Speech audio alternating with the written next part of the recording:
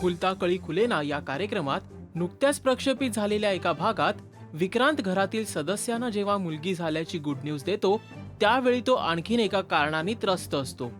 ते म्हणजे मोनिकाची delivery normal न झाल्यानं तिचं ब्लिडिंग झालेलं असतं. त्यामुळे तिची प्रकृती खालावते आणि परिणाम म्हणजे ती कोमात जाते. ही बातमी कळताच दळवी कुटुंबीय आणि मोनिकाच्या आजी आजोबांना सुचत नाही की काय पुढे करायचं. त्यामुळे सर्वच दुःखी असतात. विक्रांत जेव्हा मोनिकाच्या बाळाला उचलून घेतो त्यावेळी तो प्रचंड भावुक झालेला असतो.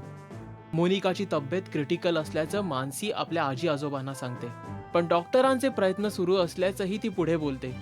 मानसीला जेव्हा सलीलचा कॉल येतो तेव्हा मोनिका कोमात असल्याचं ती सांगते. कसलीही मदत लागली तर निसंकोचपणे मला सांग, असं सलील मानसीला सांगून धीर देण्याचा प्रयत्न करतो.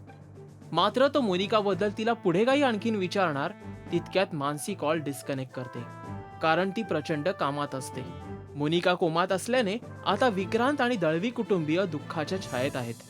मोनिका कोमातून बाहेर कधी येणार? मोनिकाने जन्म दिलेल्या लहान मुलीची ओढाताण टाळण्यासाठी विक्रांत काय पाऊल उचलणार?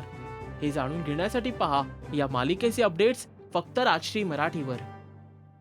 नमस्कार, मी Madhura Welankar. Please subscribe to Rajshri Marathi.